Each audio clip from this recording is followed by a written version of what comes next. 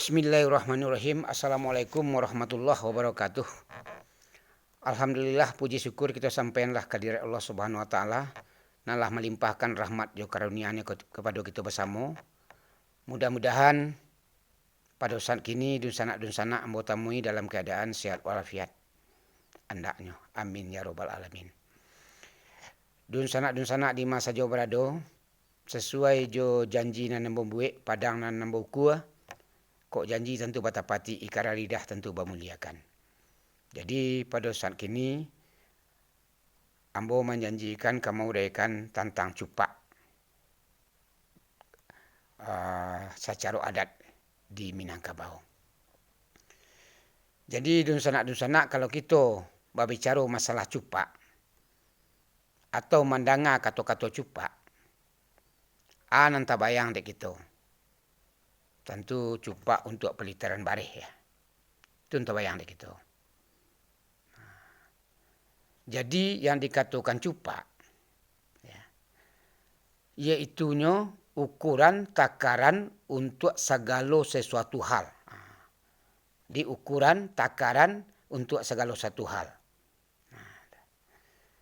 Jadi apa-apa saja kau nan diukur di cupak je kau, ya segala hal lah. Baik itu menyangkut kehidupan, ekonomi, hukum, sosial, budaya. Itu namanya ukuran ya. Bara ukurannya. Misalnya contohnya kalau kita contohkan ke cupak nan usoli, ya, itu ukuran adalah ado sebelum kita ado. Artinya lah di luar jangkau Minangkabau.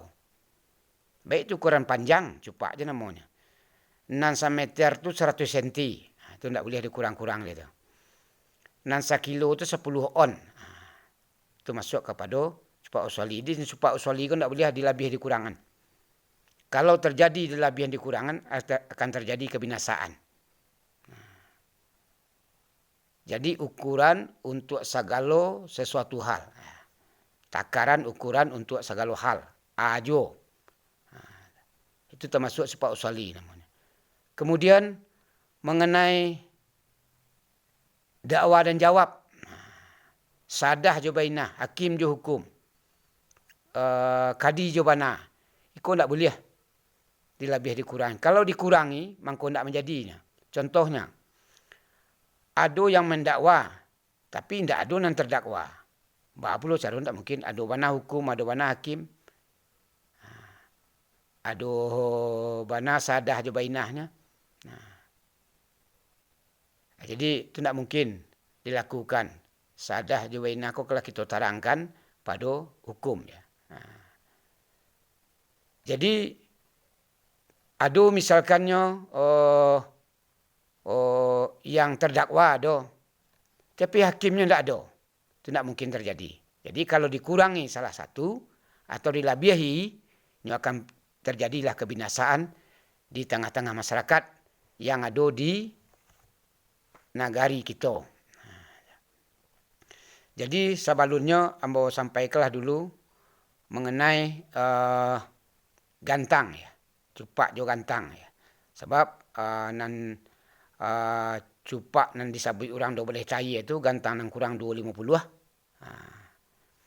Jadi nang gantang ko 48 sesadonya. Kurang 250 berarti 48 ya. Jadi yang dimaksud gantang ko 20 sifat yang wajib pada Allah dan 20 puluh sifat yang mustahil pada Allah. Jumlahnya sampai puluh. Mana 8 lagi? Ampe sifat yang wajib pada Rasul dan ampe puluh sifat yang mustahil pada Rasul. Itu yang dikatakan gantang. Gantang yang kurang 250 itunya. Jadi yang gantang ko indak kita kaji di sana ya. Kita sarahkanlah ke ulama. Beko kok sasek kita mengaji beko. Indak rancak. Karena ambo sendiri kurang paham loh tentang itu.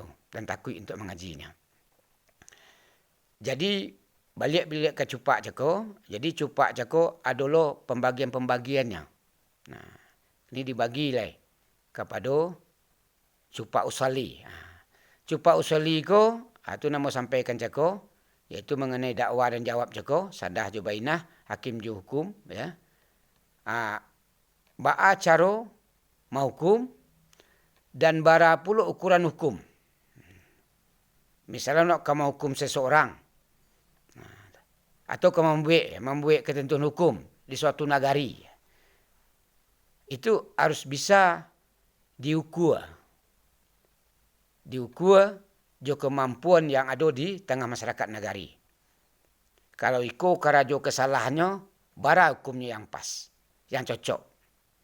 Artinya ko tajua tabali ya. Kok tiba dia awak kena hukum talok je awak. Atau dando lah, diat namanya. Dia kena ada hukum negari itu hutang. Bayar hutang ceko. Lalu tak bayar kira-kira segitu ndak. Di masyarakat awak. Kalau tidak kata bayar hutang ceko, untuk apa kita membuat hukum? Jadi kira-kira nak bisa dijalani sesuai tingkat kesalahannya. Kesalahannya itu bara hukumnya. Itu namanya ukuran. Jadi nan cupak ceko ukuran takaran untuk segala hal dan segala sesuatu. Habis itu jo misalkan cupak buatan. Cupak buatan ko yo itunya ketentuan-ketentuan adat yang dibuat dalam suatu negari. Bahkan ketentuan-ketentuan adat ni misalkan ya. Ukurannya kalau baralik datuk tu yo bantai kabau. Kalau ndak nak baralik datuk namanya. Sudah tu kalau baralik nikah kahwin nak misalnya anak kamanakan awak. Apa lo caranya, ada ukurannya. Ambo hidup susah mah. Pakai alik nak ketek. Ada jual alik nang tengah. Ada jual alik nang gadang. Jadi di adat ceko orang miskin, orang kayo bisa beradat. Tapi tentu sesuai pula jo ukuran masing-masing. Jadi kalau alik nak ketek, ko caranya. Alik nang gadang, mangkolo caranya. Adalah ketentuan-ketentuannya. Itulah ukuran-ukuran yang ada di dalam negari ya. Mungkin di negari masing-masing ada ya. Kemudian ada nang ketiga namanya cupak tiruan. Cupak tiruan ku mengenai hawa nafsu seseorang. Artinya hawa nafsu nan diharuskan bagi setengah hati manusia. Tidak sadonya dah yang mengharuskan setengah hati manusia. Sesuai jangkau-jangkauannya masing-masing. Contohnya, sarupo pakaian yang amat baik. Saya yang tak punya keinginan pakai rancak. Tapi mampukah membalinya? Itu mengkau setengah hati manusia. Di setengah manusia bisa melakukannya karena menyangkut kepada hawa nafsu. Kemudian pakai alat permainan. Contohnya, awak memancing. Tentu kalau awak nak batuah tangkai pancing aku nak rancak, banangnya nak rancak. Itu mahal harganya. Itu menyangkut ke hawa nafsu juga. Kemudian pakai untuk bakarajo, pekerjaan. Kalau seandainya awak batani, tentu cangku aku nak rancak nan tajam, kan itu. Itu juga kalau ada punya ladiang, ada sabi, tentu nan rancak nak pembunuhan. Itu keinginan dari hati manusia. Nah, sanggup kau kembali atau tidak? Itu tergantung pula lah tingkat daripada ekonomi awak masing-masing. Sudah tu isteri nan amat baik. Sia condong mato tentu kena rancak. Condong selero tentu kena lama. Tapi laisa ukuran dak. Sebabnya sesuai mengkau menjadi saukur mengkau menjadi sesuai mengkau tak kena. Kalau ndak seukurannya itu ndak muahnya. Ndak muah kita pasangan. Jadi itu mangkonya yang nan cupak tiruan jako itu setengah manusia, ndak seluruh manusia bisa memperdapatkan itu loh, sebahagiannya. Itulah yang dikatakan cupak tiruan. Kini ko masuk kita cupak nempiawai. Itu tentang kehidupan masyarakat. Caranya hidup di tengah masyarakat itu supaya baik hidup awak. tentu ada keinginan pada hati manusia. Ko batanam tentu nama pucuk. Nama dipelihara tentu nama nyawa. Mengenai bayak tu minum je makan, satu basuh je basi. Jadi wak disuruh kok ka batanam tu yang katumbuh pucuk. Artinya dengan pucuk tu yang katumbuh. Batang ubi wak tanam itu sah tumbuh tu. Tapi kayu lapuk ada tanam tak ketumbuh-tumbuhnya dah. Diatur modal tu. Sudah itu pelihara nambah nyau. Artinya nang kadi pelihara tu artinya nan kehidup nang menguntungkan. Kalau indak kamu menguntungkan kawak untuk apa dipelihara? Kamu rugikan sekawaknya. Itu namanya masuk kepada cupak nan piawai. Sudah tu mengenai minum je makan. Itu kebutuhan hidup manusia yang butuh je minum je makan. Kalau tak minum je makan, tentu tidak mungkin kita bisa berusaha. Kemudian basuh je basi. Awak melakukan basuh basi tentu dek lain. Kalau tidak ada, kita ke basuh basi. Jadi itulah ukuran basuh basi je ko ada pula. Ada kalau dibawa orang singgah ke rumah, di basuh orang makan, ada nasi yang kadagian. Ada baris yang kadi tanah. Iko basuh saja minta ampun. Makanlah dulu sini. Tapi yang kadi ke tangan tak ada. Itu tak mungkin. Dia ukurannya basuh je basi jako tu termasuklah kacupak nan piawai namanya. Artinya itu mengenai kehidupan manusia. Jadi batas-batas cara-cara itu kok ukur-ukurannya betul. Ukurannya batanam tu yang nambah pucuk. Ukurannya pelihara je nama nyawa. Artinya nama nyawa ko nang kaman datangkan hasil. Nang batanam je ko nang katumbuh. Nang tak katumbuhnya ditanam. Rugi wak. Batu ditanam tak muah dah. Atau batu di batang air kita pelihara, itu tak lama tak akan menghasilkan. Jadi misalan, kalau ada ayam contohnya, ayam cukup dipelihara. Itu lagi akan menghasilkan. Jadi itulah yang dikatakan dalam adat, ya. Kok bacupak sepanjang batuang. Kok badat tentu sepanjang jalan. Muka suitnya itu, bacupak sepanjang batuang. Kalau bacupak, kalau ada batihnya, ada ukurannya, ada anunya. Ada tingkat-tingkatnya. Itu katakan cupak. Jadi kalau batuang ceko, nampak ada sebatang batuang tu bisa diukur panjangnya. Tapi jalan bisa kita ukur enggak? Tak mungkin kita ukur jalan. Sampai kama jalan tu ada je jalan baru mulai. Jadi badat sepanjang jalan. Badat sepanjang jalan. Di maju kita beradat. Walaupun di negari orang, walaupun di daerah barat, walaupun di luar Minangkabau, kita juga beradat. Kita beradat di situ. Tentu tiba di kandang kambing, awak membebek. Tiba di kandang bantiang, awak malanguah. Tiba di kandang ayam tu berkotek. Jadi adat tu tatanan hidup. Jadi di majuk beradat. Tak ada batihnya dah. Tapi kalau nan cupak je sepanjang batuang ada batihnya. Ada ukuran-ukurannya. Nan beradat, tidak ada batih sama sekali. Di majuk beradat. Sebab itu, berjalan beradat, makan beradat, minum beradat, berkato-kato beradat.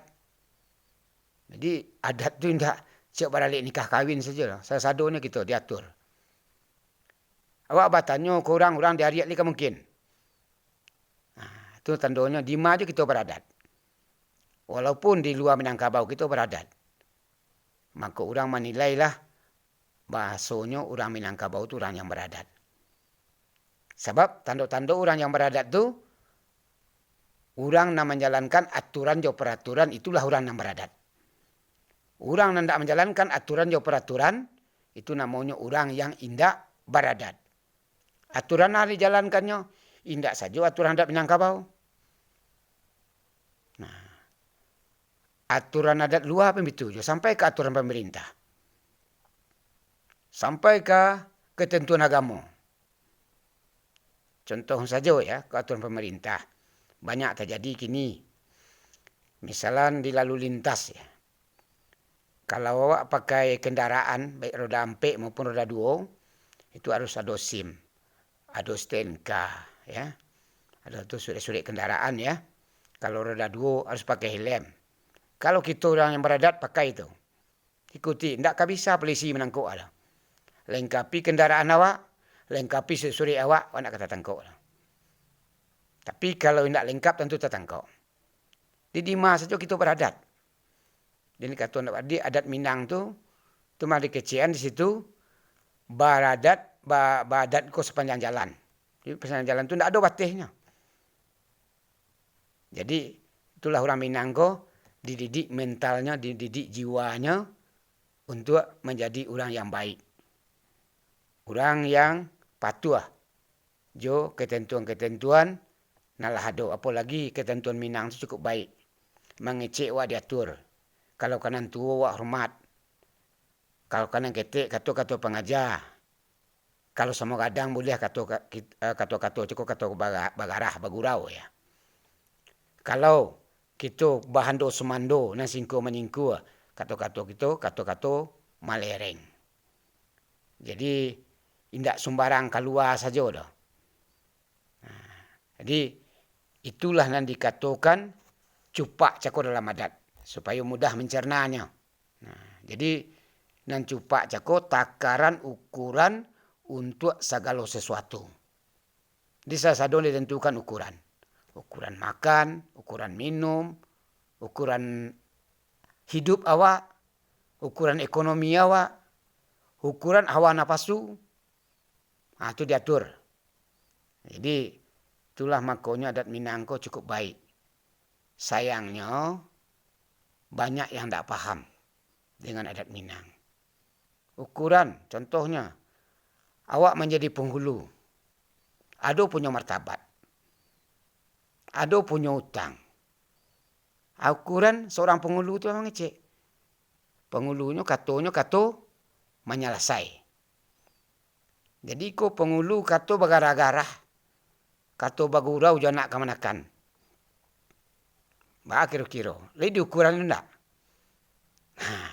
Di ukuran cako itu memakai mungkin jo patui.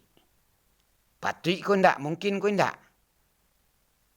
Karena mungkin jo patui ko dimakan de ilmu akah. Itulah mengenai cupak ya, cupak nan duo surato gantang ya. Cupak nan duo surato gantang nang kurang 250. Mudah-mudahan keterangan nambo tentang cupak ko bermanfaat untuk dunsana-dunsana ka sado-sadonyo dan lebih mengerti lendaknya dengan adat Minang. Sebab banyak lai nang kita sampaikan, iko masih dasar-dasar baru ambo sampaikan. Satu saat nanti makin lama akan makin terperinci. Jadi, kalau ada pertanyaan dari sana namanya, silahkan tanyakan sesuai jo yang diinginkan. Tapi pakailah sopan dan santun, tata krama, bahawa orang Minang. Orang Minang, orang yang beradat. Tanda-tanda orang yang beradat, jalankan aturannya peraturan. Menaruh raso jo periso. Mempunyai malu jo sagan. Kalau tidak ada itulah, tentu lah jauh dari tata krama adat Minang. Kira-kira itulah dunsana yang dapat ambo sampaikan pada saat kini. Dan insyaAllah kita bertemu pula nanti jauh rena lain ya. Dan akhir kata ambo sudahi jom membacakan wabillahi taufiq wal hidayah. Wassalamualaikum warahmatullahi wabarakatuh.